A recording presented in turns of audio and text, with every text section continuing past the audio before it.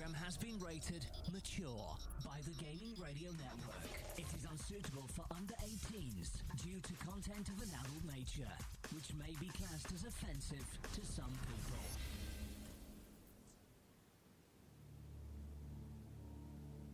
people. Yes, and just like that, it is Thursday night. That's why the name of the show is TnT, Thursday Night Talk. I am Wiggles, and this is what we do on a Thursday night. We talk random stuff about EVE Online and gaming and tech news and all that random stuff. But this week is going to be 99.9% focused on EVE Online because we have a very, very special guest with us. Dirk, my guy, how you doing? Hey, what's happening? Good, good, good. And BC, are you good, Mr. Beard? I'm good. And our very, very special distinguished guest is a man that a lot of people love, a lot of people hate, but a lot of people want to cuddle, I've been told. CCP Fozzie, how you doing, Fozzie, there? I'm doing really great. Glad to be here. Thanks for having me. Yeah, no problem, no problem. Thanks for, I'd say staying up late. You're an hour behind me, so it's not late, but, thanks for pitching in, doing all that thing, and coming on the show. So yeah, it works out. There's no Habs game tonight, so I've got time. Yeah, exactly. I'm coughing up my lungs as usual. I don't know why. Well, last week you couldn't make it because you had the pub quiz thing. Yeah, CCP pub quiz. Yeah. The question is, did you win? I came the most Canadian place, fourth. I have a question about that. Now you're talking about the silhouette thing, right? Yeah, Well, yeah, that was one of right? the categories. That was like one of the sections. Yeah. Can y'all put that up online? Because I'm serious. I'd love to use that during our show for a contest. Because I was looking through there, I was like, wow, that's a ship. It looks like a freaking lobster to me. What the hell is that? Yeah, I mean, I think that would be really cool actually to put some stuff like that online. Maybe that's the kind of thing actually that someone like QuizUp could put into their EVE Online category as picture rounds. That would be kind of cool. Could do. Is that still running? Because I've tried that link and it seems to be dead to me every time I click QuizUp's still on it. working. No, they're running and they've still got the EVE is it? section. QuizUp Yeah. still runs, yeah. I was number one in Iceland for a while in the EVE section. It's great. You come up against a lot of EVE players in this. Everyone gets all the answers correct. It's just a question of who gets the correct answers faster. That section of the pub quiz, though, with the silhouettes, I've joked we should make it part of our test for new game designers.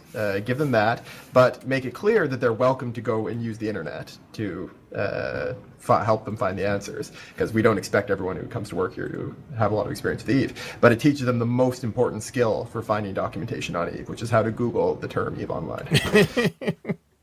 So, the reason we've asked Fozzie here tonight is to, I don't want to say, Dirk, what would we say? Drag him over some hot coals? No. No. Well, no, not at all. I mean, there's a lot of stuff going on that I think he's kind of at the center of the of the storm on, and I'm not even the storm, just the center of what's kind of going on. He's definitely the public face of the team that is responsible for a lot of upcoming changes. Exactly. And if you have been living under a rock, you don't know what those changes are. Here's the short version of it. Nullsec as you know it is kind of being / table flipped, kind of maybe. It's changing in a very dramatic way, including the devlog this week that was released expertly timed for your show on Tuesday, BC. The minerals update, which I think, Dirk, you were, I think, happy with that. Maybe you would have been a bit earlier so you could do more numbers. Well, yeah. I mean, I was definitely sweating into the show based on the timing of winning. I mean, I knew it was either going to come out like literally right before or after. Yeah, so I was happy with after. I was happy with right before than I would have been with after. Well, that was all good. But all I'm going to say is there have been in the Greater EVE community there have been some naysayers of these changes, and In EVE? No. never in EVE. I mean, I'm literally slander. not sure. I'm literally not sure what they could change in this game that wouldn't have some segment of the population being like, "Oh my God, it's the damn end of the world." So we have a prepared list I took to Reddit and the EVE Online forums. Yes, one of the two. I didn't go to Fail Hoop Challenge. I could have. I really didn't want to go there on my phone today while working. But I asked for some questions from there. Dirk already has some prepared questions as well, and I think we pretty much, should we start with them? Yeah, I mean, I don't. Certainly on the Tuesday night show, and even here, we don't tend to do interviews. It tends to be more conversation. But given the amount of material that is sort of related to this, I kind of wanted to, coalesce my own thoughts by sort of, putting them to paper. Here's a shocker for you, right? Pretty much everything we're going to talk about is related to nullsec, even though a lot of these changes that are going on, have that kind of butterfly effect that's going to ripple out throughout the entire universe. But pretty much everything we're going to talk about today is related to nullsec. Got a section on sovereignty, got a section on the whole ore and mineral type of thing, and then hopefully we'll get to a little discussion on super capitals. But just to start off, sovereignty. I'm not sure if you listened to the Eve Media roundtable that we had the other day, but that one was on nullsec. And I kind of want to start off here the same way we started off there, because I kind of want to get a baseline of what your thoughts are just on why do you think that players choose to live in nullsec? Okay, and by live in, I mean actually reside in nullsec, as opposed to those who go there looking for action, but actually live someplace else. Yeah, so I think one of the really important things to remember, that it's an answer I was really hoping somebody would give when listening to the roundtable, at least in some form, is the fact that for every person who lives in nullsec, there's actually a slightly different answer to that question.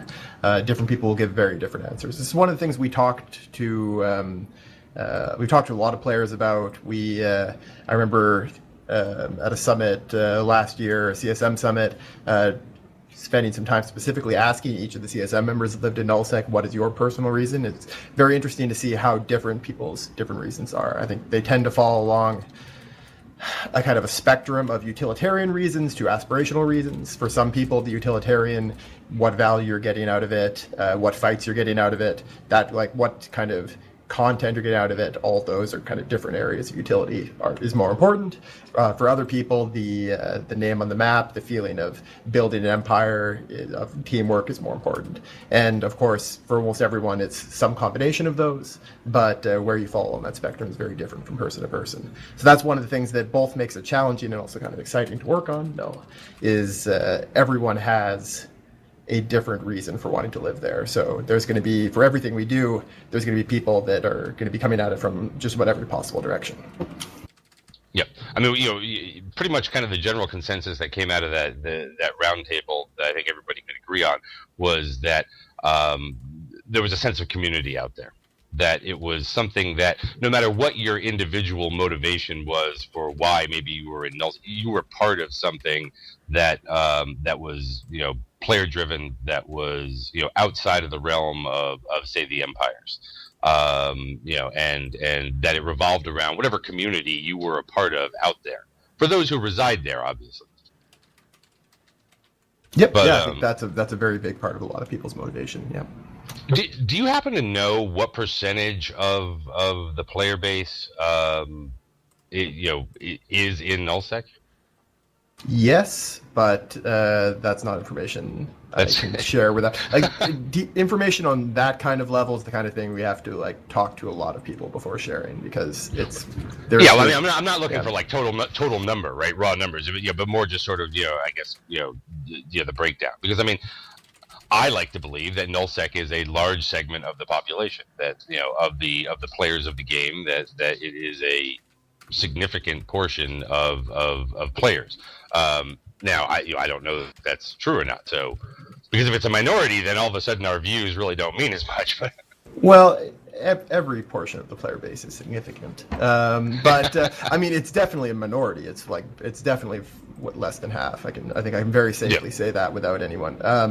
Of course, it's also not as simple as just what percentage of characters, because a lot of people that live in nullsec or that may consider themselves primarily nullsec pilots often have a couple of characters in highsec for trading or anything like that. Yep. So we actually do we track all the what real life people have what characters and all that kind of stuff. And there's a lot of great stuff that our research and statistics guys have been can pull together for us all over time, and we keep track of a lot of stuff like that. But you can see a little bit of how that's changed over time in the one of the dev blogs I released the other month. The one kind of looking back, you can see I intentionally don't have the axis on it to show percentages, but you can see that is a graph that is, I can say it's linear, and it starts at 0. So if it were to double, that not actually means doubling. So you can see the actual kind of the change over time relative to what it was before. Yep. And there was an uptick there around, I think it was the Phoebe changes. I mean, again, if it was a stock, I wouldn't want to buy it because it's not like it's really gone up, but it's definitely higher than what it was pre Phoebe. Now when did that date back to? That's a good question. I think I had it labeled when it went back to. It went back pretty far. It was back until I think at least 2007 or something like that. Okay, all right. I'd have to double check to be sure though. So then, I mean, over that length of time, it stayed fairly. It has stayed fairly consistent. Yep. It's basically slow growth, very slow growth, which is what you kind of expect. The increase in the percentage of players that came kind of immediately right around the Phoebe release is the largest kind of increase over a short period of time that we've seen in a very long time. You have to go very far back to get something more dramatic than that. Yep. Now, as far as kind of the sovereignty mechanic changes themselves go, well, first, the term Fozzie Sov, do you own that? Do you own that like Obamacare or? No, I mean, people are of course welcome to call it whatever they want. We don't really have a name that we talk about it as New Sov or Toast Sov internally, but. I don't know. What's the name of the expansion there in June? I'm not sure, actually. I don't know. Okay. The current way we're doing it right now is that we choose the names of the releases very close to the release. So actually, I think we just chose the name of the release coming out in a couple weeks. I think there's going to be a blog probably tomorrow or early next week that'll make that public. But as far as I know, and it's possible that our marketing people have something ahead, as far as I know, we don't have a name set in stone for any of the art releases past this April release. So we'll just stick with Fozzie Sov until the actual release comes out, and then it'll be the name of whatever Titan or Titan's Little Helper or whatever it was that we're up to at that point. But the Dominion sovereignty system that we're currently working under, released I think it was 2009. Very heavily centered around hit points, right? And pretty much the other stuff that came out at that time, changes to Titans, the introduction or the reclassification of the supercarrier and fighter bombers and all these things that were related to hit point destruction, tied in with the whole hit point based sovereignty mechanic.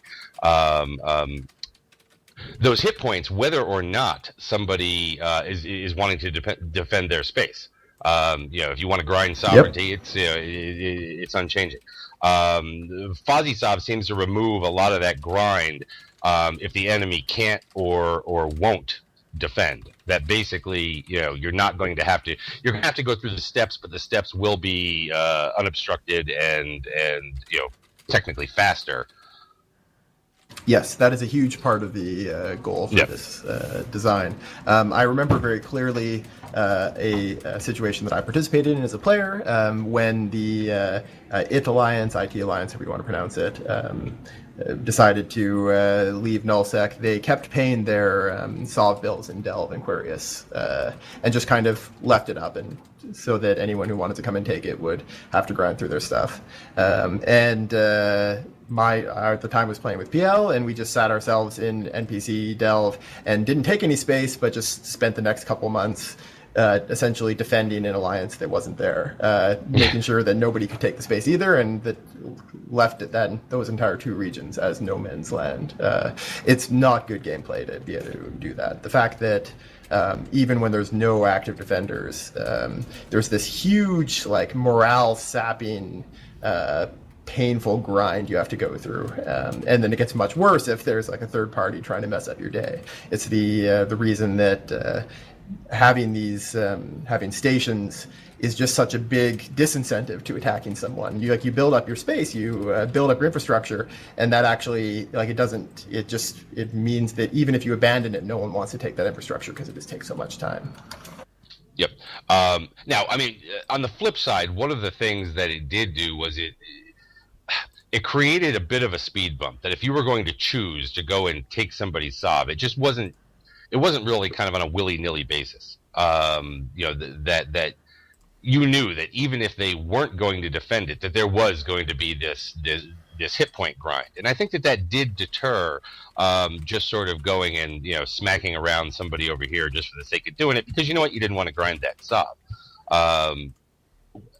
I'm wondering if the new system is sufficiently balanced enough, or has the pendulum now swung completely to the opposite side, to where there's no longer any hurdle to making that decision, and that, just sort of, going after somebody for shits and giggles is now going to be kind of, the modus operandi.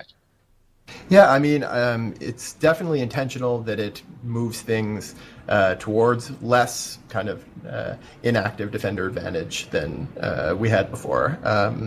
Whether or not that's too far, it's obviously something that we're working with players to try to figure out the fine-tuning of it. Thankfully, this is a system that has a lot of dials we can tune. We have the ability to thankfully in this case, tune the ability to defend your space when you're active in it through the indices without tuning this fallow space and making it harder to defend. It definitely was a disincentive to attacking, but one of the things that's important to know about EVE players is if you give them a optimal but mind-numbingly terrible choice, they will take it, and they will go through whatever it takes to reach their goals, which is incredibly impressive, but also leads to some frustration by players who have to go through this. Like, you look at what NC.Nully and 3 did after they had that big soft drop of their renters last year, where they spent like 2 days continuously grinding with super caps throughout the entire South. Nobody was having fun with that, but people are still going to do it, and EVE players are always going to go through whatever pain it takes to get the job done. So we want to make sure that, as much as possible, the optimal route is also a fun route, or at least that the pain is minimized so you can get to the fun parts. Yep. In terms of you representing Team Nullsec, okay, or just your own personal view, what are your honest expectations for kind of the future of conflict in Null? And perhaps you can kind of differentiate between conflict and war, because I look at kind of the answer of well, all those hit points sort of deterred people. I really wonder if it was the hit points that deterred people, or if it was sort of the end kind of reason. Why do we go to war? That if the end kind of purpose never really existed, then no mechanic is really going to encourage people to go to war. At the end of the day, the end purpose of all wars in EVE is content for your player base. That's the one thing that, more than anything else, more than income, more than effective fleet commanders, more than anything else, separates a successful alliance from an unsuccessful one, is what, if you can provide your players with interesting content that keeps them in. And you can make it more interesting by providing them a good narrative behind the attack, by creating these kind of grudges that get people excited about these wars, by creating this epic feel. And so that's always that same motivation. That's going to be kind of always around. And there's also motivation for resources and all that, but in a lot of ways that comes secondary. We want to make sure that when people go to war, that it's a war that's exciting enough and fun enough for the people involved, that it doesn't burn them all out. We would expect that if this system works out well, that people are actually more inclined to going into major wars. One of the things that for the longest time kept this kind of bipolar universe in EVE stable was the fact that both the CFC and N3 leadership believed that going into a major actual war of conquest against the other one would lead to all of the leaders on both sides burning out and quitting EVE. And we want to avoid that kind of scenario where that's the doomsday. So we would hope that those large wars do become more common, but also that small wars do. That people that want to just take a bit of space, because it's going to be much harder for groups to control wide swaths of space, which opens up a lot of areas. You're already seeing that from the VB changes in places like Wicked Creek and Scalding Pass. And people that wouldn't be able to compete with the big boys head-on have places where they can get engagements with groups that are more their size. So we'd want to see both of that. We want to see content for the big groups and content for the smaller groups, probably in different areas of space, by the way. Yeah, I mean, I'm a little worried that, because I honestly believe that this will open up space. Okay, I think that the Phoebe changes already have. I think that we're already seeing changes pre-Fozzie Sov coming in, to where the CFC or the Imperium or whatever the heck you want to call us today. Well, I'm still not sure if that's a joke or not. Is it me, or did it see that Matani has just got word of the day toilet paper, and he's like, "We'll be this one today and this one today." No. I think he might have. I think he's just, I think it's that picture of him kissing the ring up at FanFest, and all of a sudden he's on this role playing thing. That was awesome. I've got to say that, mass respect for him for doing that, and also, Max does it anyway. But that made my week when I saw that. Yeah. The cosplay at FanFest this year was amazing. That'll inspire anybody to rebrand their space empire. But I do think that there is going to be space out there that's open, and I do think that people will be able to come in and more easily take some of this space and attempt to claim it. Now, whether, being able to take it under this system, especially if it's space that's kind of been left open by groups that are retrenching back into a tighter kind of area, isn't anywhere near the same as attempting to hold it. And I don't necessarily know that what you end up with is small group moves in here, small group moves in here, small group fights small group, as opposed to small group moves in here, gets stepped on by some other big group. And I'm not sure that that's really I'm not sure that that really changes anything in the grand scheme. Well, you'll never reach some kind of situation where having more friends or having more organization doesn't help you in some way. But I think it is very important to remember the kind of benefits you get from being a defender with active occupancy indexes. The ability to have such a huge multiplier on the speed at which you capture these nodes with the events means that the aggressor against a very occupied system has to split up their fleet, or has to catch the other fleet in some kind of decisive blow, but it's pretty easy to avoid a completely decisive blow. And that provides you a lot of opportunities. Essentially, it's obviously there's a lot of other things like choke point stuff involved too, but if you have the 4 times multiplier, it means that the other, the attacker is going to have to split up their fleet into at least 3, maybe 4 sections, and if you can beat one of those, or at least bloody it really well, then you're going to actually be in a pretty good footing, and that gives you a lot of power. Asymmetric warfare throughout a constellation is something that is going to be, I think, very effective if you play it smart and if you actually live in your space. I think that's one of the key. Yeah, good. Okay, and since we're talking about this, here's my personal thing with this, Fozzie, is, and I've said this before on my show, and I've said it last couple of weeks, I've kind of attributed to the United States doesn't make bananas very well. So we have to go deal with other people to get bananas. And if you don't want to sell us your bananas at a decent price, well, then we'll just come take your fucking bananas. My point with, and it kind of comes to this Sov mechanic thing of, I like, the part of Dominion Sov I like is the fact that it is not fun. Sovereignty changing should not be fun. Now, maybe some of the stuff you do to switch sovereignty can be fun or have some excitement to it, but to some extent, don't you think that the idea of going out and taking somebody's space should be a tedious ordeal as long as they're willing to defend it? Of course. If they don't defend it, I don't care about them. But if they're willing to put up any kind of fight, shouldn't it be one of those things where you really have to make the decision, okay, look, they have something we want, or we really don't like them to this level of degree that we are going to trudge through the mud and snow to take their space from them, as opposed to say, you know what, it's Saturday, let's go take somebody's space. So, I think it is, there's a distinction to be made between unfun mechanics and mechanics where getting success requires some investment and some preparation. And we want to have a system where getting success requires investment and preparation. But we absolutely never want to be using boredom using lack of fun as a motivating factor. That's definitely not in the real world. Wars, sure. I mean, like war is like terrible, obviously, and that is part of the reason why countries don't go to war all the time with each other. But this is a video game at the end of the day. This is not real life, and it's a very important. The activities you do in the video game are fun. We've got that on record now. So everyone who's out there who is saying that EVE is a service or a lifestyle or a hobby, no, it's a video game. I mean, it's all of them. But generally it's a video game. It is an entertainment product. That is that you are supposed to gain have fun with it. Enjoyment and fulfillment from it. It is supposed to be something that is meaningful. It's much, I mean, it's the act of kind of achieving things in EVE is, I think it's beyond just fun. Fun is one of the things EVE can provide, but we should be striving for more than just fun. Like just fun would be like a lobby shooter or something. EVE is more than that, but fun is a part of that, and fun should always be a part of that.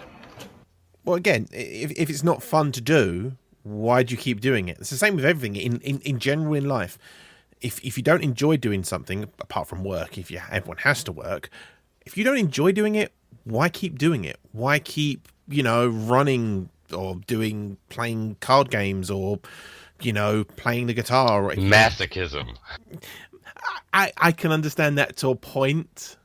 But I guess obviously you like that. So I mean, well, yeah, exactly. Yeah. I mean, to each their own, and it's one of those things that different players are going to have different things that they find enjoyable, that they find meaningful, that they find fun, and so we want to, as much as possible, provide these environments where there's fun things you can do. But for some people, they may only get enjoyment out of the tears of their enemies, and they may, no matter kind of how engaging the actual fights are, they may only have fun if they win.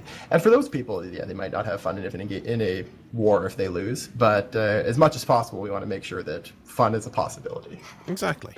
Yeah. Well, I mean, EVE is kind of a game that is literally filled with masochists, because whenever we get one of these changes, the so-called "you're dumbing it down" changes, right? It's all about how to keep things harder for the sake of being harder. And when you try to, explain that, look, it's about gameplay. EVE is hard as a game because we as players compete against one another, and some of us are better than others and all that, and we make it hard on each other. The actual game itself, doesn't need to be hard unless there's a reason for it. Yep. Yeah. I mean, it's one of those phrases that Siegel actually sums up very well. She's been saying for a while that the hardness of EVE comes from figuring out how to outplay other people. It's not about fighting the UI. It's not about fighting the game mechanics. It's not about grinding through unopposed structures. It's about being better than somebody else and figuring out how to be better than them. And maybe tomorrow they'll figure out a way to be better than you, but getting on top in that kind of struggle, that's what's really important. And that's what is really fun for a lot of EVE players. I just want to say real quick before we get this all back online, and I didn't say this to Dirk earlier because I left it for this. This is a true, honest-to-God story. I was asleep last night, and I was dreaming, and I swear to God it's a true story. And in my dream, I watched a outpost, not like a tower, but a literal station get blown up. And I'm absolutely against it in real life. But I gotta tell you, I was so freaking just blown away in my dream that I just saw an outpost get blown up and saw shit go flying everywhere. I swear to God, true story. I am an EVE nerd. In my dream, I watched a station blow up. And, it literally had like one container that you could look at the header, and then there was like station array, assembly array things, bits like that blown everywhere. And I was like, oh my God, guys, I literally just watched the station blow up. This is the coolest fucking shit ever. Then I woke up going, no, do not do that. But you woke up and you thought, you know what? Maybe you just a little bit, you got a little bit wet. A little bit funny. I'm just saying. I swear to God, it was last night. I was dreaming, and that happened. And I woke up this morning thinking, oh. But anyways, that's it. There are ways to do station destruction right. There are ways to do station destruction wrong. When we do it, we'll do it right. Ooh, there's the Karen. You know what? Those are fighting I bet my words. job on it. Those are fighting words. And apparently, I'm just relaying something from the Twitch channel. Apparently, there is someone currently on Twitch right now multi-boxing 4 accounts. Don't know why. Multi-boxing's okay. That's totally No. legit. But apparently, they might be doing it with third-party programs. I'm not sure. No. That's what I've been told for the Twitch chat. Anyway, I mean, it's up. That's up to the Twitch EULA. So the Twitch. Another question from the, I was gonna come back to the whole bananas thing and find out if maybe we could, somehow incorporate, some change to bananas that might drive the price of bananas up. But you did get my question about that, right? Yes. I mean, you did understand what I'm asking Fozzie real quick. You did understand what I was getting at, right? Yes, about the whole we don't have bananas, you do. Okay. Yeah, and I mean, that is obviously a part of people's motivations for going to war. And that's part of the reason that we always want to make sure that there are differences in resources across different areas of nullsec, and also that there's differences in the value of different areas of nullsec. We definitely never want all of nullsec to be equal in value. Okay. Because is it still a conflict I'm going to driver? remind you that in a little bit. it's only one part of being the conflict driver. It's definitely not enough by itself. Is it even today, okay, with kind of the big entities that are out there that choose to either have a conflict over resources or not have a conflict over resources, because all the other ones don't really choose. They're at kind of the whim of whether or not somebody else wants to come and take their resources. But I'm not sure that the major entities out there have conflicts over resources anymore, because they're so damn rich that unless something major happens, it certainly isn't about who's got a 1.0 system or an ore belt. I think that's what it is. It's been for I'd say decades, not really, but it's for years that people have just been sitting, on that goose. It's been laying those golden eggs. They've been wrapping them up and selling them, and they have done the BC thing. Have got the Scrooge McDuck, and they've got that big pile of money, and they're diving into it. And the war chest eventually might get, cracked down, but right now, I don't think that war chest will for a lot of the big alliances. It's something that it definitely does matter, and different resources are going to be different resources will have different values at different times. There have been, you look at, there's been plenty of cases in the last couple of years of wars where valuable moons have been a part of the motivation for going to war. There's a question of how much of that is good propaganda, which is something that's very valuable to alliances, and how much of it is real motivation, but definitely at least very helpful. The capturing of good space for renters, you can charge more for better space. There is differences in the value for just living in space as well. You see, the goons are never going to willfully move from Declan to Scalding Pass out of nostalgia reasons, for instance, because that is just a better region. And somebody in Scalding Pass, maybe a couple of years from now, may decide to take a shot at Declan because they want the better space. So we always want to make sure we keep that motivation available, even though it's definitely only one part of what makes people choose to go to war or not. Personalities are, at the end of the day, always going to be the most important thing. Another question from the media roundtable that we did the other day. Who do you think these sovereignty warfare mechanics are going to benefit most? Sov holders or non-Sov holders? I think they're going to benefit people that conflict much more than people that are trying to avoid it, whether they're Sov holders or not. So that's a bit on the line. Obviously it's not directly answering the question. Probably relative to where we are right now, relative to Dominion Sov, the fact that there's less ability to defend those systems that you're not using means that it's more help to the current non-Sov holders, because they have a much easier time taking some of that space that would under Dominion just be impossible to take.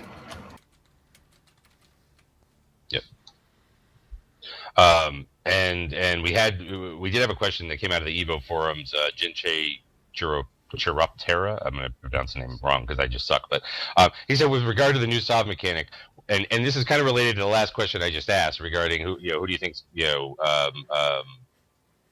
it benefits the most? He says, with regard to the new Sov mechanic, was he thinking from the perspective of a Pandemic Legion fanboy? Yes, I read that post. That's a very impressive set of loaded questions he's got there. But no, we're thinking from the perspective of Null as a whole. I think it's my record stands for itself on whether or not I am willing to nerf PL in my 3 years at CCP. Kind of going back, giving your answer about why players choose to live in Null. Do you think that these changes, okay, because it looks as though it is going to create more activity, okay? Manfred Sidious is sitting in the channel here right now at a PL, and he's already said things are going to burn out there, and I absolutely believe that. I absolutely believe that we are going to see a massive uptick in conflict out there, certainly initially, okay, because it's the new thing, and people are going to want to go out there and get active in it. But given your answer of why you think players choose to live in Null, do you think these changes are going to make it more or less compelling to be an actual resident? I think it's definitely going to mean that if you want to be an actual resident, you will have more opportunities to be an actual resident. At the end of the day, we're not trying to push anyone into any area. There's a lot of motivations people have. Like, again, we could talk about, there's the more utilitarian and the more aspirational reasons.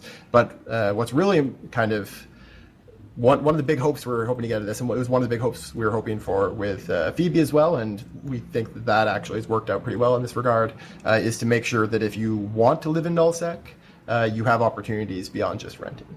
If you want to rent, then renting, like, we're not trying to remove renting by any means, but we want to make sure that for people that have the desire to live in nullsec, and there are tons of them, that they can do so. And I think this is going to go a long way to helping that. No, it's definitely it, because you're always going to have those people that want to live out there that might not want to be, as we said before, Dirk, they don't want to be the flag holders, they don't want to be the people that pay the rent, but they want to still live there. So, I mean, I think that's a good thing. As somebody who came out of a renter background, kind of that. Yeah. I mean, had been in 0-0 before under somebody else's banner. Went out, and initially, this small group went out to be a renter, basically just to do the things that we wanted to do without owing anything other than ISK to somebody. But then that grew into something more. That grew into other things. But it is a place and it is a way for people to go out there and kind of get their feet wet in being kind of on their own in nullsec, with owing nothing more than money, so to speak. But I think the whole concept of the renter idea, got completely blown out of proportion, and proliferated way too much under the Dominion mechanic because of the Dominion mechanic. So, quickly show that Moon Materials was not the most profitable way to acquire ISK. I mean, slavery is much more profitable. Was renting. It was the most profitable for a time, until people actually crunched numbers and went, you know what? We can make more doing this, and we can sit back and drink our preferred brand of Kool-Aid. Me and Dirk sat and talked to, at the time, who was Crutoy, who's now, what is he, CCP? Alpha. Yeah, and we talked to him, and we asked him one day, how much does Shadow of Exdeath, who had at the time, I think, 10,000 people, and rented off the entire part of the drone regions, he basically gave us, we kind of looked at some of the numbers he gave us, and they were making something like not 800 billion a month or something, or I don't remember.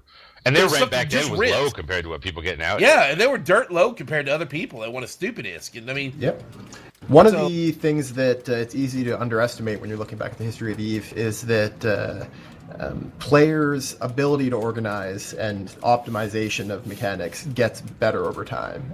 This is something that I think Dominion definitely did make it easier to run these kind of rental empires, especially combined with the ease of jump travel. It meant you could defend these vast swaths of territory very easily. But I think these kind of empires would have also worked very well under older systems as well, under the Postov.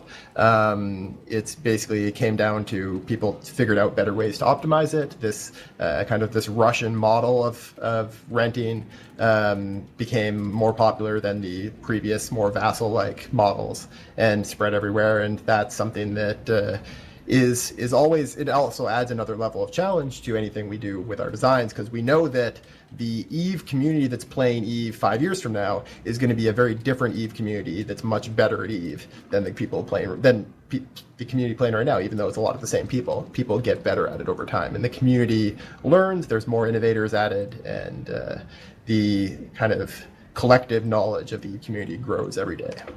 Well, this kind of goes on real quick before get back to, before we're out of the sovereignty, answer area questions. And I've said this for the last couple of months on our show, the Ocom show. I've been willing with these new changes regarding Phoebe and these things. I've been a lot more willing to give benefit of the doubt to CCP when a lot of my fellow players have been really more up in arms about it. Because look, I've played since the summer of 2007. I remember the initial sovereignty mechanics of tower spamming, and if you go back and look, there is a distinct timeline. You basically had tower spamming for roughly 4 to 5 years. That was the first sovereignty mechanic. Okay, as players started getting to the end of that, they started realizing the way to min-max it, the way to beat it, and it became boring. Then Dominion came around. They wanted some particular changes, and for the most part, as a player, I believe we got the changes we wanted. We wanted less. We wanted, a better time zone structures. We wanted better. We didn't want to have to sit and spam towers everywhere. We didn't like that. So then Dominion came out. We had 4 or 5 years of Dominion, and we've now learned to min-max it. We now got to the point where we're tired of it. We want something else. And it brings me to the current sovereign changes you're proposing, and this is what I bring up to people, and I say, look, how concerned with you are the path that CCP takes to if what inevitably happens is, as a player base, they get you where you want to be. We have concerns. We want less structure grind. We want more broken up fights. We want more, particular things. And I know a lot of people have some issues with the way that y'all have done this, but to me, I look at it and go, look, they get us where we want to go. They may not have took the paths we would have preferred, but again, it's time. It's been 5 years. 5 years now, 5 years. So, I mean, and that's why I say, look, I give y'all the benefit of the doubt. I have high hopes for it, but if you fail, I'm just going to knock you all the time. So I'm just saying. I wouldn't expect anything else. But there you go. Yeah. So, freaking phones. Good God. Anyways, are there any changes to NPC null that are coming up in conjunction with this, or is NPC null basically staying as is? We don't have anything that's going to be specific to NPC null to announce. There very well may be some other things that come along with it, but there's a number of things, obviously, like the ore changes that affect more than just Sov null. They affect NPC null, they affect low-sec, they affect wormholes. And you're going to be seeing that with a lot of the other changes as well, that there's going to be things that have a lot of knock-on effects, and NPC null is the area that's probably going to get the most knock-on effects from changes to Sov null. Yeah. Well, that's to be expected, really, isn't it? Because player Sov, you've got the ability to change it and hold it, and then NPC null, there's going to be some changes, but there will be things that you won't be able to do there. So people, again, the alliances and the groups that live in the NPC sections will have to rethink their play style and readapt. It's the readapt or die sort of thing. It's like miners as well, with all the mining changes. I get some questions in Twitch. People are going, "Oh, well, maybe this will bring people back." Well, maybe it won't. We have to wait and see what happens further down the chain. Yep. I mean, we're not planning any kind of drastic changes to NPC null at this time. Like, we're not going to let you destroy NPC stations anytime soon or anything like that. I mean, one of the things that I am, excited about with regard to the new sovereignty mechanic is that currently, especially when you start getting into some of the bigger wars out there, right? So much of it is very much at the strategic level. It's much higher level. Whereas within the mechanic here, especially when you're trying to capture sovereignty in a given system or whatever, here it is going to take much more of a tactical kind of mindset as to how you deploy your forces. Whether you're the defender or the attacker. I mean, as you said before, an attacker really, in order to beat the clock, is going to have to kind of split up a bit, or they're going to have to come and just whack your force off the field, control not just the grid but maybe the entire constellation in doing it. Yep, but if you live in that constellation, there's a decent chance you can reship too. Correct. So yeah, I am excited that it is basically kind of pushing that down. I think that it's going to push things down. I mean, it's great to have kind of the the big FCs that are out there leading these massive fleets and everything, but it's also going to have to include these skirmish commanders that are out there taking smaller bands out to capture secondary and tertiary objectives. One final question before we transition to the new topic from the Evo forum. Shiloh Templeton asked, where did the idea for VSOP originate, and were there other methods that were strongly considered but ultimately discarded? I mean, there was a lot of stuff considered. In a lot of ways, this idea came from taking some of the good aspects of a lot of other ideas. This is something that, of course, we've been working on for a long time. A lot of us here have been thinking about SOV issues for a very long time. Like, this is the question of what would I do to fix SOV has been one that I've been thinking about since long before I started working at CCP. And that's the same with a lot of the other people working here as well. And so we looked at a lot of the designs that have been documented from even years past. We looked at different ideas that have been suggested by players. There was one day, for instance, last year where we took this nullsec working group and just spent a whole Friday. We went to one of our designers' houses, grabbed some beer, and just collectively read through and discussed printouts of dozens upon dozens of player suggestions for nullsec systems and SOV changes and all this kind of stuff that we just collected from blogs and forum posts and all over the place. So we sourced a lot of ideas from a lot of different areas there. We talked a little bit about some of the sort of general directions we were thinking about in some of the earlier CSM summits.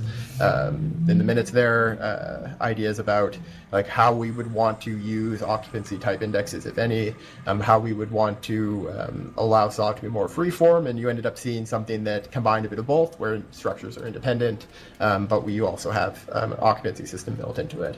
So there really is kind of a lot of different stuff that fed into it.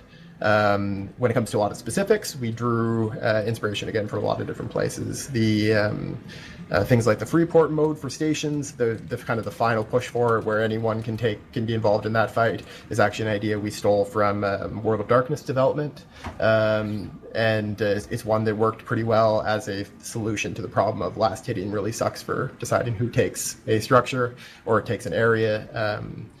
And that worked out really well in the testing for World of Darkness, so we borrowed some of the ideas that they had found worked well and integrated it in. So there's a lot of different areas we took it from.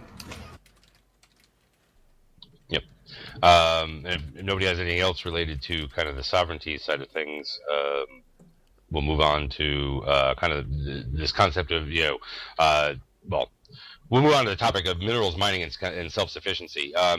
You proposed some pretty sweeping changes that affect mining and nullsec.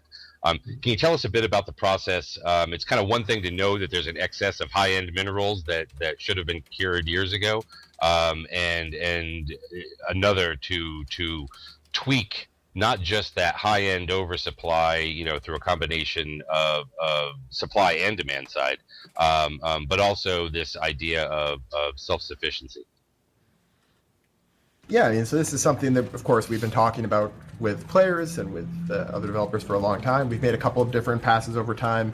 A lot of what we ended up implementing was stuff that integrated a lot of suggestions from the CSM. Specifically, Mina was one of the guys that was very helpful for this.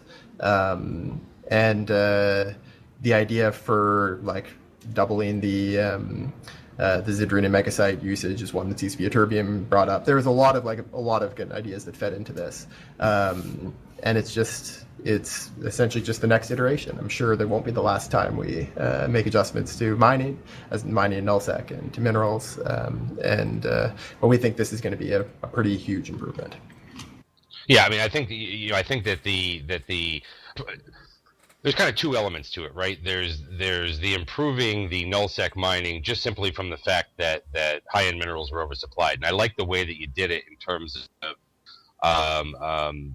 you affected the demand side through the doubling of the requirements for megasite and Zidrine, right? Which is much more of a measurable, I think, way of doing it. You can measure it better because you know how many things are being built out there. You can basically run, look at data over time and say, well, what would have happened had we just changed this, right? Whereas the other side, affecting the supply, you're not adding to the supply. What you're doing is, and I'm talking about on the low end side, the production minerals that you're changing out in nullsec, in those ores. That right there is potential supply. It's not actual supply until some miner gets active and actually gets out there and starts pulling these rocks in and generating these higher levels of production, minerals to supply markets. Yep. One of the things that's important to remember, though, is that the potential supply is actually infinite, and the actual supply will start to approach infinite as the motivation for the profit from mining goes up. It's one of the things that we saw when in our last pass on the big nullsec minerals, when we added some low ends to help. We just added low ends to the existing numbers to help ensure that there was some good low end supply in nullsec and to increase the value of the ores.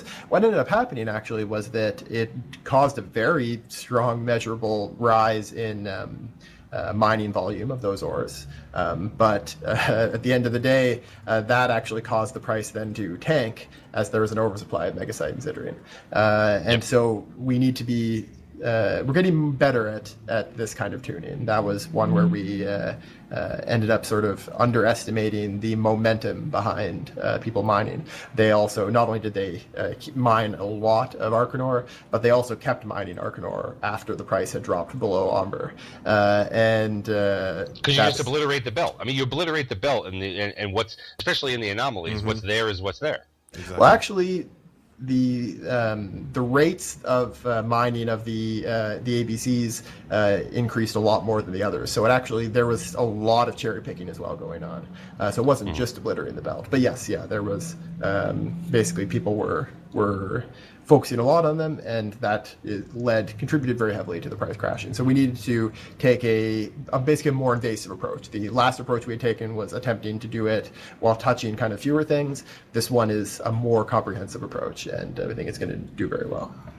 Now, you're a developer who I think is focused a lot on ships and meta and things like that. I think you've got a sound knowledge of the game, but I'm wondering how much were guys like I don't know, CCP Recurve or Quant involved with kind of analyzing these changes and saying, look, this is what we think is going to be the outcome based on past behavior? We've talked to them. Quant especially is very helpful with this kind of stuff. He helped produce some of the data collection that we used to pick some of the numbers that we ended up choosing. Also, actually, CCP Nullarbor also provided a lot of great information there. He went in and created some new metrics for us. And they all kind of were very helpful in giving us the numbers we needed and giving us all the kind of the sound, stats to be able to track all this in real time as well. Yep. Increasing the profitability of nullsec mining is kind of part of the carrot to entice miners to do it, right? And this goes back to the changes that are being made right now. While I think that the changes to high-end minerals and nullsec can be done on a complete standalone basis, right? The question of whether or not anything needed to be done with the production level minerals, right, in order to create some level of self-sufficiency is a choice towards that whole self-sufficiency thing, and we'll get to that in a little bit. But increasing the profitability of nullsec mining is kind of a carrot to entice them, right? Is there also a stick out there? And I'm going to say, namely, a change to jump freighters. So I mean, we made two significant changes to jump freighters last year, and those I think overall worked quite well. But it's very possible that we're going to make more changes over time. Actually, I mean, over a long enough time scale, we're definitely going to make more changes. But yeah, that's definitely a part of the whole picture. We're going to be taking, of course, always looks at the way you can transport large volumes. The dream the goal that was put out back in 2011 by CCP Grayscale when it comes to nullsec industry. This idea of 90% self-sufficient by volume is something that I think is still a very valid goal. Of course, 90% self-sufficient by volume doesn't mean 90% self-sufficient by value, because smaller, high-value stuff for transporting is much more convenient than having to bring in all your TRID. But as we kind of get closer to that, we can both get there by both increasing the ability to get the stuff you need in nullsec, and also by slowly easing off on the ease of transporting large volumes as well. Yep. Okay. So with that in mind,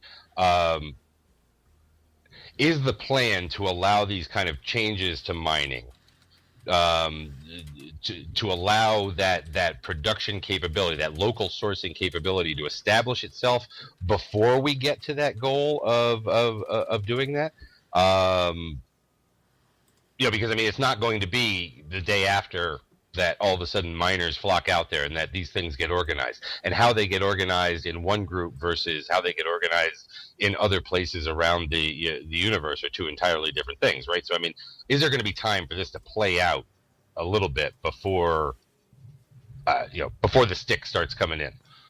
Yeah, I mean, I guess the most truthful answer I can give there is that we will be watching what happens. So we'll be watching the rate at which mining changes. We'll be watching the rate at which minerals flow in both directions, both from high sec to null sec and from null sec to high sec. And we'll be choosing what our next steps are based on that. So we don't have a set of next steps locked in place that are going to happen no matter what. We are going to be adjusting based on what we see. Yep.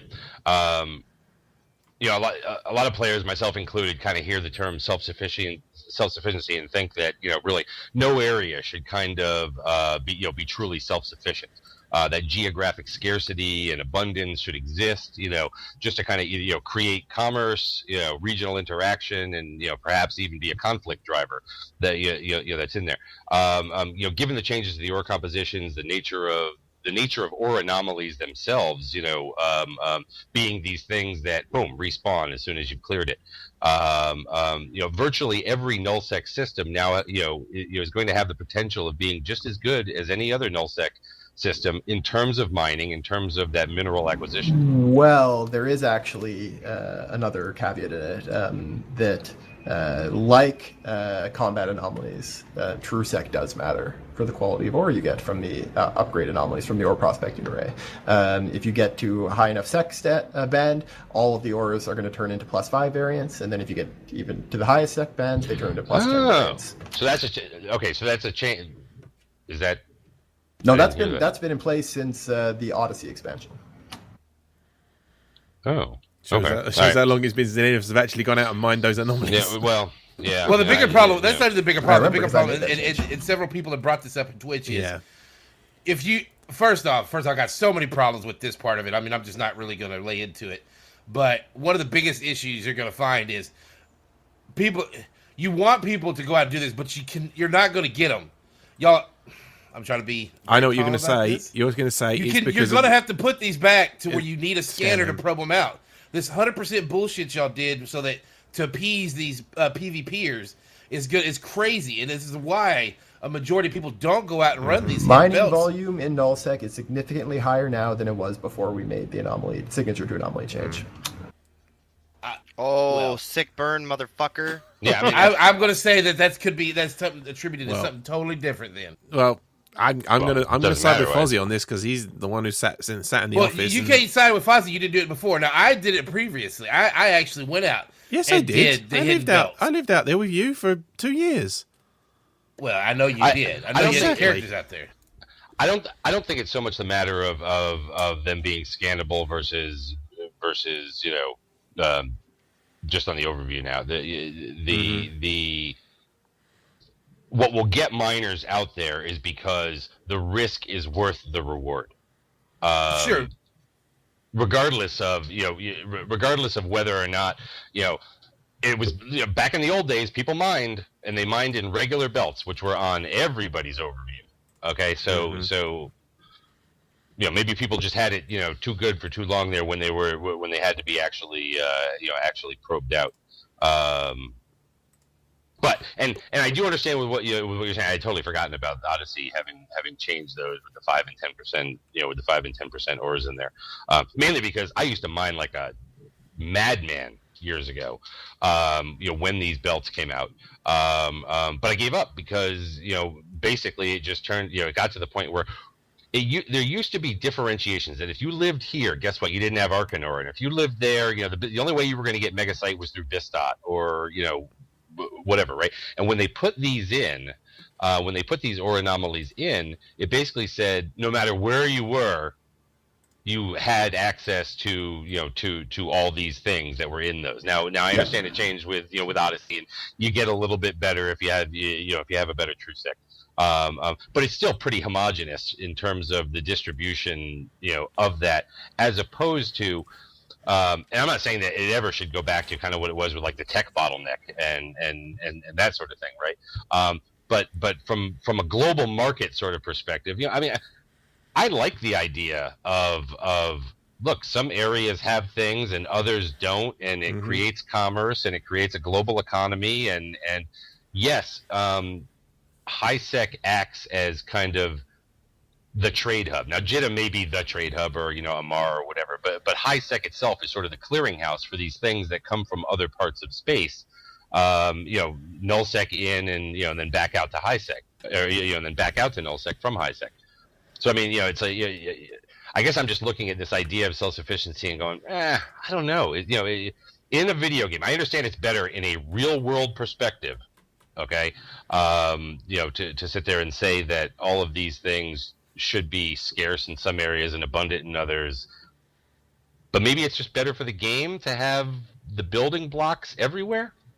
Yeah, I mean, it's definitely, so there's kind of two things to approach there. One, for the self-sufficiency angle, we completely agree that no area of space should be fully self-sufficient, that it's absolutely vital that every area of space be required to interact with other areas of space. And we don't think we're anywhere near the danger zone of nullsec being too self-sufficient. It's very possible that someday in the future we might get too close to that danger zone and have to pull back, but I think we're a long way away from that. We want to make sure that there's a good balance to be found there, and basically the call we've made is that it's kind of like the last thing you said, that we want the core minerals to be something that's available everywhere. And obviously there's going to be differences in the value of how quickly you can pick them up, how valuable your time is going to be in different areas like sec bands, but you can get them everywhere. But then things like moon minerals are regional based, things like faction items are regional based. There's a lot of stuff still that is required, that does require trade. And ice is another. So as long as we make sure there's a really good variety of those, we think that there's still going to be a very healthy trading environment. And it's the other one was the space homogenization in value. The idea that, before you had some areas that would have the ABCs in the belt and others wouldn't. And you're absolutely right that that's something that we need to make sure we don't go too far. And we want to make sure that there is good kind of differentiation between areas of space in value as well as just in the specific resources. And but obviously it's something you can go too far in either direction. And there's going to be a lot of very strenuous debate, I guess I'll say, about what the correct line is for that. Go ahead. No, I was going to say, I think people hear self-sufficiency and they get a little bit overly concerned about it. Okay, self-sufficiency here, it's about more self-sufficiency, not self-sufficiency total. Which right? is that's why I said that specifically in the forum thread, actually. Yeah. Well, and it comes down to, you can give us the opportunity at self-sufficiency, but it is we who have to take it and actually create that by going out there and getting the things that make you self-sufficient. And if everybody chooses not to do it, then they choose not to do it. But the opportunity was there. Yeah, I was concerned with the whole Well, I was concerned with the whole self-sufficiency before. Now I'm deeply concerned with the fact that he's talking about trying to get 90% self-sufficient. I think that's horrible. By volume. I mean, by volume. By volume. That's what I'm talking about, not value. I mean, again, there's just so much things I've done in the past that kind of shows we want y'all to be moving shit back and forth from Empire. We want to be this massive amount of material flowing back and forth. So to say that you're looking to get to 90% by volume just goes. I mean, the jump bridge changes.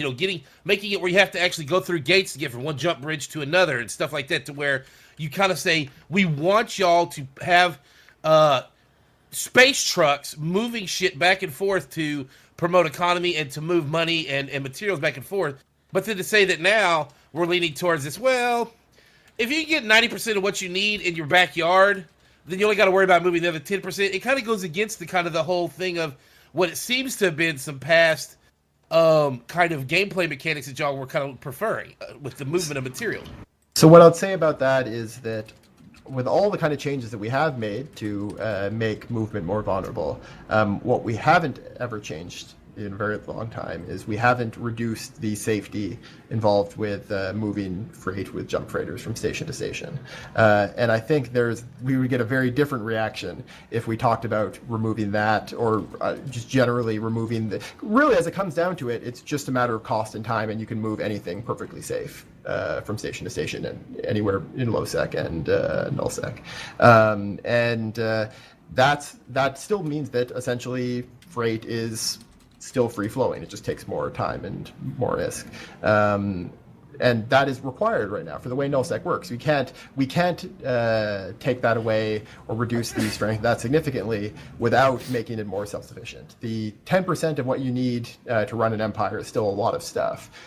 Trying to do it the other way, which is right now, where like 90% of your stuff is imported, without the tools that are available right now for very safe movement, would be atrocious. It just wouldn't work. If I could pop in real quick, I don't know CCP's plans for the jump freighter, and even if I did, I probably couldn't speak on it. But I would think, like, if they're wanting to get to a point of where 90% self-sufficiency, you're still going to be moving stuff. It'll just be, from the sounds of it, more interregionally or in a closer area, not moving at great distances. Like, you're still going to have to move it from collection point to reprocessing point to manufacturing point to market point. You're still going to have all that interaction. And there's still going to be tons of stuff you need to move very far. Like if you want to run a Caldari tower in Delve, you're going to need to take the ice very far. If you want to build Tech 2 items, you're going to need to collect stuff from all across the universe. But if we make sure that kind of movement is reasonable, that's the kind of thing that a person can do reasonably without allowing this kind of very cheap and very easy movement of all that trit, that basically allows for that combination of things you want to import and things you want to get locally, and a lot of stuff that's on that fuzzy line, so you can decide whether you want to import it or get it locally. I don't want to be like one of these guys that goes, yeah, but I remember back in the day I used to have to walk through the snow with no shoes on. But I do remember back in the days where to move stuff, when you needed stuff, you had to have freighter convoys. And especially now you're talking about making it so that iHub things, you can now build them out in your own space. You don't need to worry about going to Empire and picking these things up. That was one thing that was kind of interesting, was, to upgrade your system, you did have to go to Empire. You had to buy these things. You had to find a way to get them out there. So that was yet again another thing that needed to be trucked out. To some extent, I think that's taken away from the game. Jump freighters, I've obviously taken some of that aspect away from the game by saying, well, I know you've reduced the range a little bit, but if I can line up my systems where I can silo from station to station to station to station, it's not that bad. I know you can't always do that, but a lot of people, I know Dirk, I've sat and listened, I don't do logistics, but I've sat and listened to plenty of people at Corp do logistics, and that's what they do. So to some extent, that's really not that much in danger, whereas back in the day, you kind of had to Don't tell people we jump to stations. I'm just saying, back in the day, I mean, I'm sure, Fozzie, you remember back in the day, where when you needed to move material in mass amounts, it was, okay, guys, at 6 a.m. on Saturday, we're doing a freighter convoy. Yep, and there's definitely value there, but it's also not the kind of thing that is fun if you have to do it every day. The volumes you have to move are very different nowadays. I'd say if we get to 90% self-sufficiency by volume, someday in the future for nullsec, the amount of freight that is required for that 10% is still going to be vastly higher than the 100% of stuff you moved from highsec back in the days with freighter convoys, because there was so much less you needed to do stuff. You had so many fewer, such a smaller population that it was much more reasonable then. And like I remember some of that very fondly as well. My first time in nullsec was in a Merlin escorting a freighter into BWF with Eve University back in the Big Blue days, or it wasn't in Eve yet, but an ally, but still. And that felt like a really awe-inspiring experience. And providing opportunities for interesting events like that, I think, is something that there's a lot of potential for in the future. There's a lot of value we can get out of that. But we don't want that to be what you force your logistics people to do 100 times a day, because that's not fun for anyone. I'm going to say... Go on, Dirk. I was going to say that, look, as much as I do believe in global trade and all that kind of stuff, right, there are other knock-on effects here, okay? I mean, for years, miners, industrials have never been considered part of the equation for nullsec alliances. Why? Because they didn't have to be.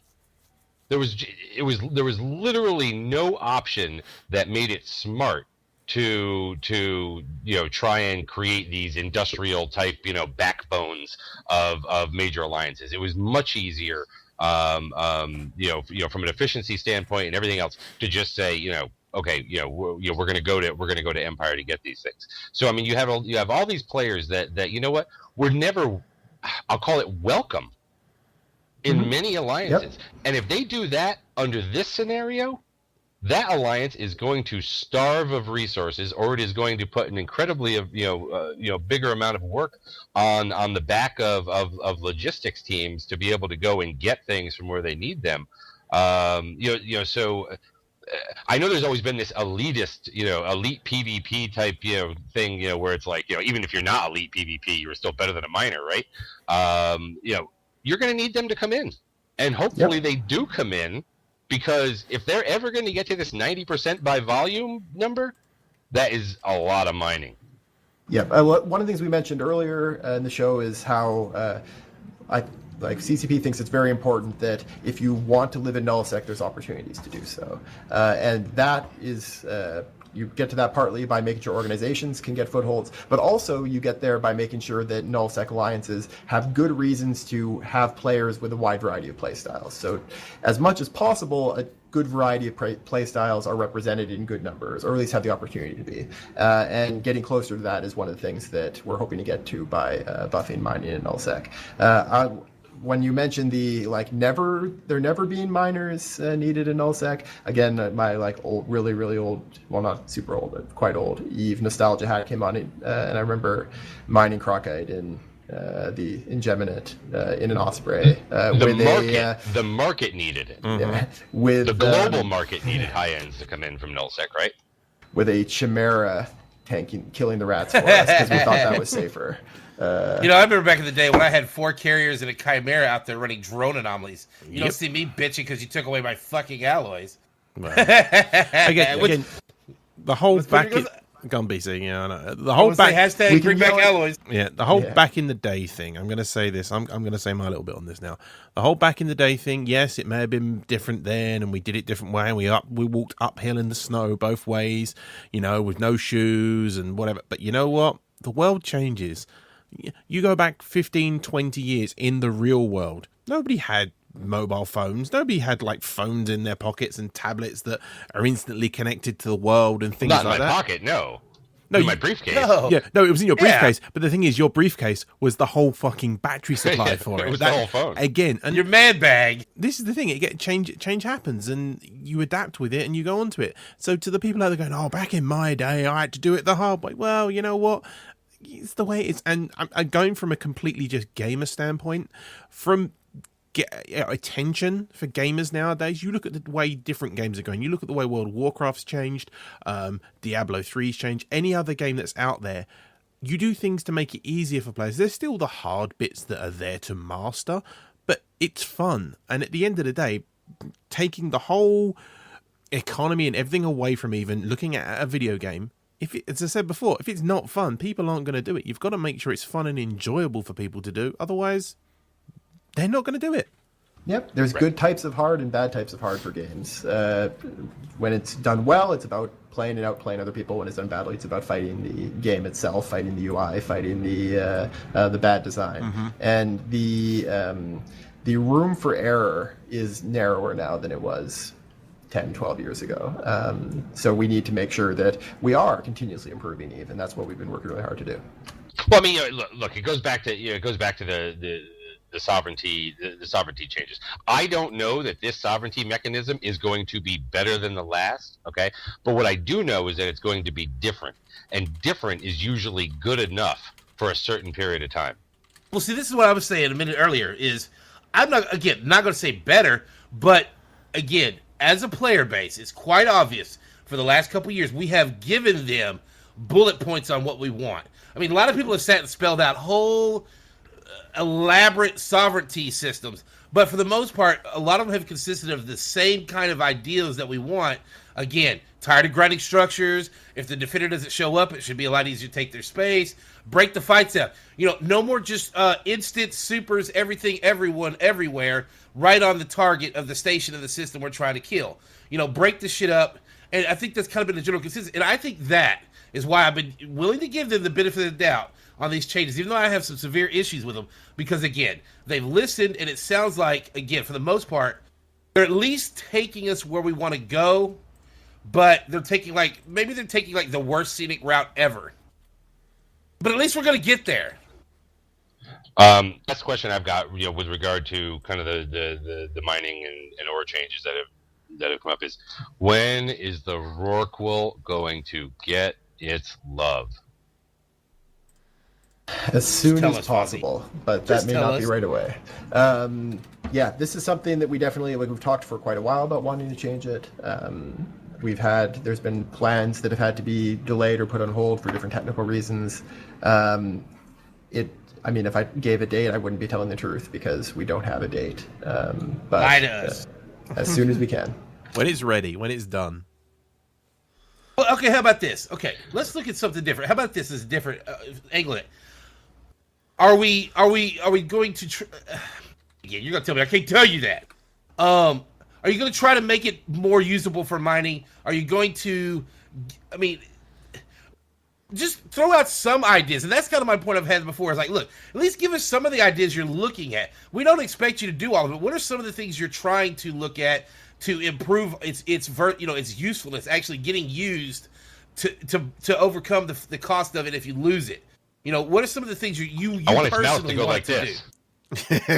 Exactly. It's already the coolest thing that it transforms into this big fucking thing when But just okay, how about from you personally? What is it you would like for it to do, so that it gets the cost is outweighed by actually the usefulness of it? All right, what I'd say the kind of how we get to these. Of course, there's a lot of different designs that could be possible for it, and I won't try to say which route we'll take, but key things we want to make sure we hit with any change to the Rorqual. We want to make active usage of the Rorqual much more compelling, which means both more valuable and also give you the tools you need to make it safe enough to be worth it, so that you're not an idiot using it actively. And that's sort of the center of where everything spirals around. Everything goes back to those goals. The two sides of making it usable actively is to give you a good enough benefit for it, and also give you good enough defensive options, and everything focused. Can we have a year and a half of the Rorqual being known as OP?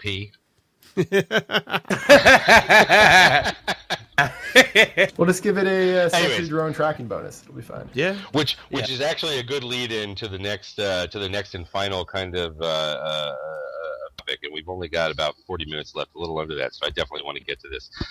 Super capitals. We already talked before about how blue balling section, I think. Well. No, I don't. No, I don't think so, because I'm not asking what you're doing with them necessarily as much as it's more just thought process. We already talked earlier about the fact of with Dominion Saab came the Super Carrier, came changes to the Titan, and these things were OP, and they were nerfed over time down to what it is we know them to be today, which are basically these anti-capital or anti-structure. Well, within Fozzie Saab, anti-structure is no longer going to be a thing. You made a comment down at Eve Down Under that sounded like leaning towards more niche roles, but at FanFest, Seagull kind of went in the opposite direction and said, finding ships that players wanted to fly. To this day, these ships kind of seem like they seem like ships that CCP just can't seem to find a balance between the capability and the cost. And now we almost kind of have to add what's their purpose to the mix, because they're no longer really part of the Saab grind mechanism. And I literally have this written here. Since I know you won't tell me what the future holds for these ships, my question is twofold. Are ships of this size truly ever able to be balanced within the context of their associated? For that kind of money, they need to be worth. They deserve to be good for that kind of money, right? And how do you create a role that somehow accounts for the number of alt accounts that have proliferated in the years since they were introduced? If it's too niche, then you got guys who are saying it's not even worth me subscribing this account, maybe. Yes. So those are two very, very important and also very difficult questions. If I had an answer for both of them, then we would have a design ready to present to you today. It would have been in a dev blog a week ago. I think what you mentioned, you talked about bringing in the idea of purpose and role, as well as balance and all that. I think that's very key in that it's something that we don't just need it now. It's not a new need for super caps. They've always needed that. In fact, the best time to have come up with a good role for them would have been right before they were introduced to the game. And every day since then has been making it tougher. They've never been in a good place in Eve, and obviously this is one of the many bad places. Even current super caps aren't in a good place. They're both overpowered and also boring and don't get used enough, which is a pretty bad combination. So yes, getting to that is going to be very tough. Answering those questions tough. Is something we're working on. Yep.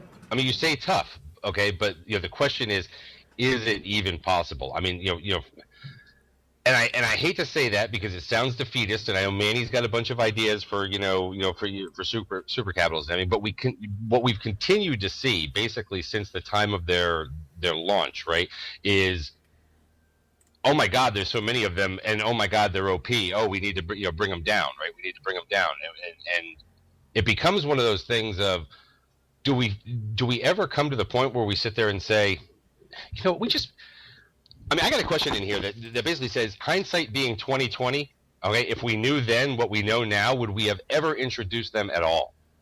Not in any of the forms that they've existed in the game, no. In a better form, I think there is ways to do it right. It would have been better if they'd been done right from the beginning.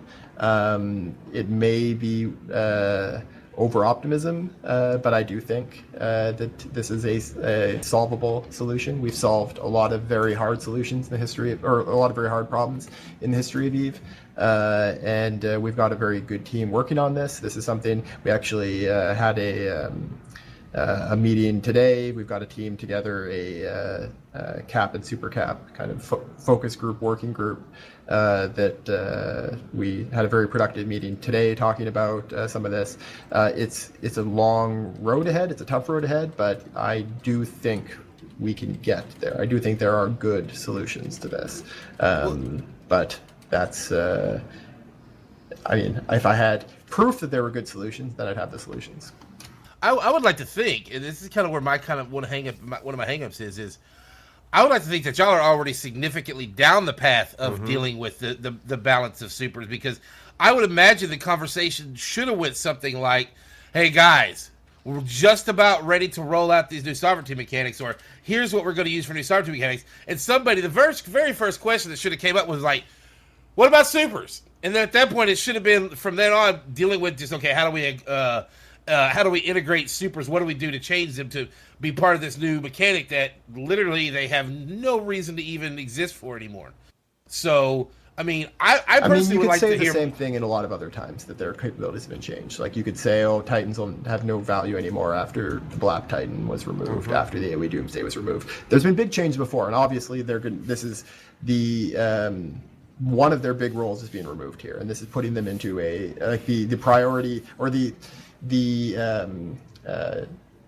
isn't it pretty much state, their only the state role? of them is essentially getting worse. I mean, their goal is to shoot big stuff. I mean, and to shoot big stuff, it either needs to be a structure you're trying to take down, or people's big stuff trying to defend the structure you're taking down. So, I mean, if you get rid of that, what else do you have? What else are you going to use Titan for other than a bridge? There are plenty of other uses for them. Specifically, I mean, I guess a good example of that fact is that since Phoebe, we've seen a pretty significant increase in the total use of super caps in Eve, mainly in low sec, where they don't have the structures that they're not using super carriers to knock down structures in low sec. There are other uses for them. Obviously, this has taken a very big one out of them, though. So they definitely, I mean, they need to work before, they need work after. When it comes to whether or not we should derail the solve planning every time and say we have to put it on hold until we solve this other thing every time something else comes up, I don't think that's going to be a very productive way of getting results. This is something that it's not like we're realizing just now, hey, super caps are an issue. Super caps have been an issue since day one, and this has been something that we've known about for a very long time. It's been something we've been thinking about and working on for a very long time. Well, I'm not saying you had to derail it. I'm just saying that, I mean, obviously, when you get to the discussion of sovereignty mechanics, I mean, that is supposed, okay, my opinion, I guess, supposedly what the bread and butter, the purpose of supers was to be on the field blasting big shit, whether it's defending supers or the structures you're trying to take over or kill for sovereignty mechanics. So I'm saying, let's say you had to derail it. I was just saying that as the conversation came up about, okay, we're fixing to start changing the way the sovereignty mechanics come up, and you started realizing really quick, I mean, it had to be really quick, that you started realizing that, okay, this is severely knocking this, supers out of their wheelhouse. At that point, I would imagine then you would have formed a team and said, okay, y'all guys need to go figure out what we're going to do with supers. I think they've had a team running for... We've been working on this for a very long time. The team in its current form got started up a couple months ago, but this is not something that we haven't been thinking about before or working on. I mean, we've made tons of changes to them. Obviously, the changes have generally been in a reducing the power direction. And they do it, like what they need is a full reimagining. So it's not going to be a simple or small set of changes, I don't think. But my question then on that is, because again, now I don't have one. I chose not to buy a super and invest in it.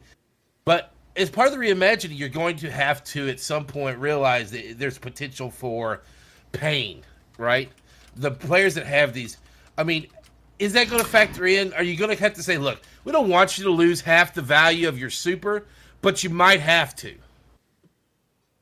One of the very liberating things about the current state of super caps is that there's a lot of room for them to go up in fun and usefulness, and not a ton of room for them to go down. This is true. I'd just like to chime in. It's all upside from here. Go on, Manny. I used to be so attached to my Javtorp Raven back in 2005, and when CCP changed Javtorps, I was so angry about it. And then throughout the years, I've watched them take and change things. Just because you get something that's good, one of the hard lessons you learn in EVE early on is just because what you buy and use now is good doesn't mean it's necessarily going to be so in the future. I understand that, Manny, but we're talking about something that is a significant investment of ISK, and listening to some people that have them, if what CCP just as a throwaway idea, okay, if what CCP said was we want to make them more, people to be more willing to take them to combat. We want them to die. We want them to be less expensive so that people can replace them a lot easier. So we're going to reduce the hit points by half. We're going to give them better combat abilities, but we're going to make them half as valuable. That's great. all of that could be great for the future of supers, except for all the people that currently have a super and are going to cry because now their super has lost half its value. I'm just going to say this. Like anything, it can change. The real world, it can change. You could be sat on a ton of gold, and then all of a sudden something goes wrong with gold in the world, and you can't use. No, yes, it's called change. It's called life. There's just some stuff in the world that is going to stay a relatively decent price, and I think that's where supers are. Is people, again, we're talking about if a battleship loses half its value, it's not that big a deal. It's not as much as say something that costs you $20 billion. Well, no, and that's true. But the one thing the one thing I know I don't want is to continue to go down this path that we've been going down for years, where every Monday they've probably gone in, come in and said, "Oh God, what are we doing about these supers?"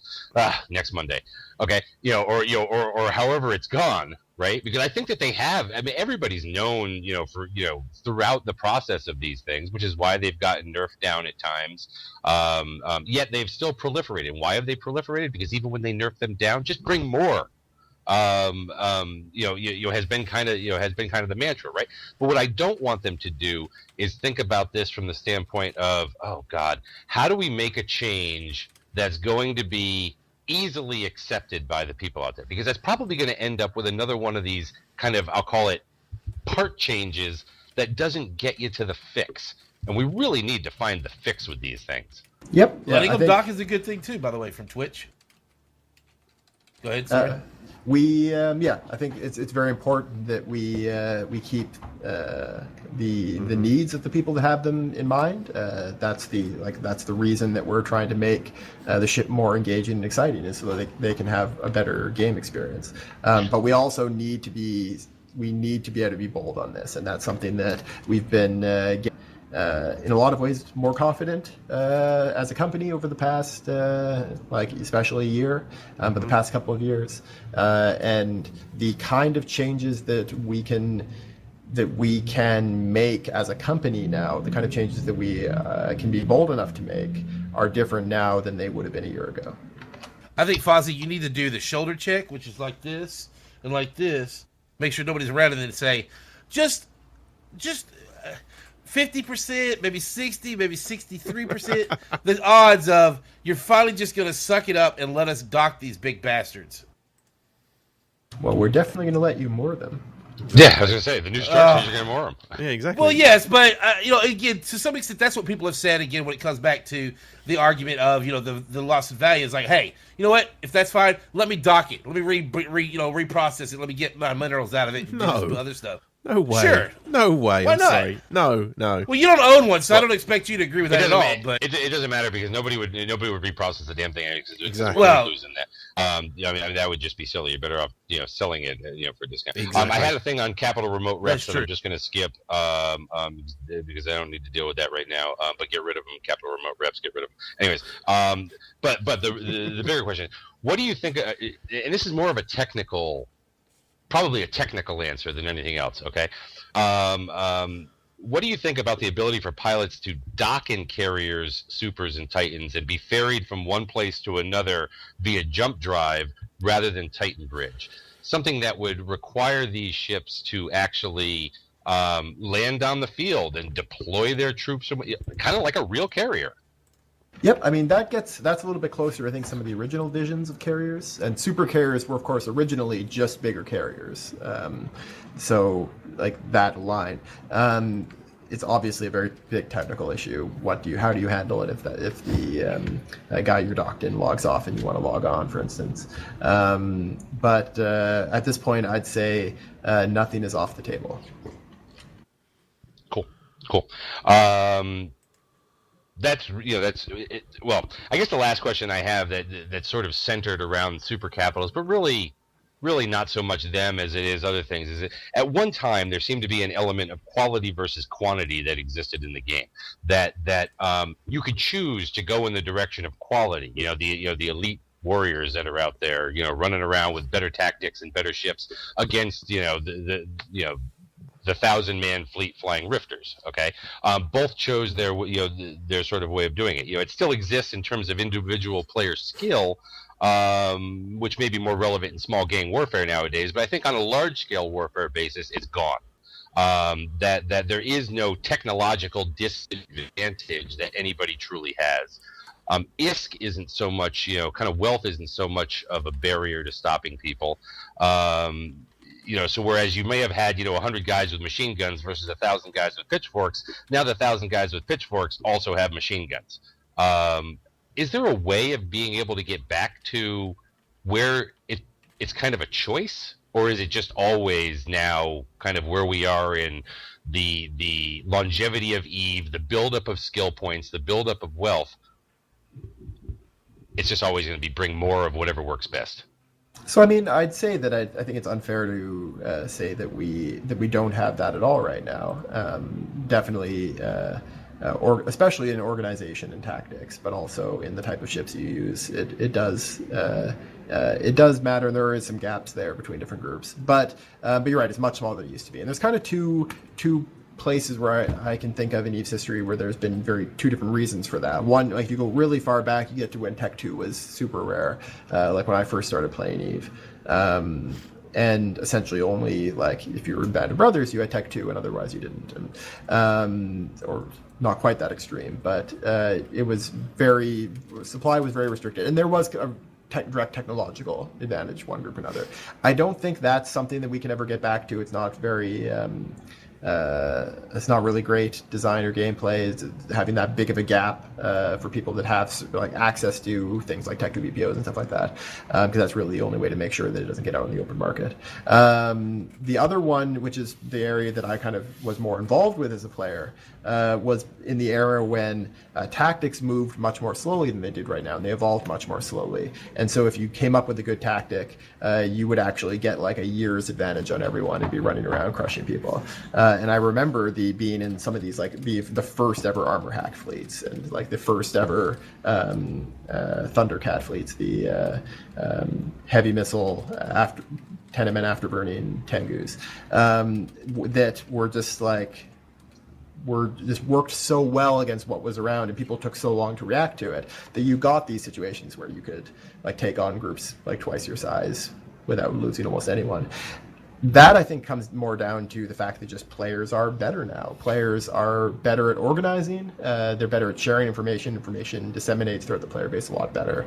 And so I don't think we'll ever get back to that either, where there's that kind of gap. I mean, obviously, we want to make sure that there's places where good tactics and good skill helps a lot. One of the things that we've talked about a lot is we really want to move more towards a fleet meta, a fleet environment where pilots have more control over their individual ship, where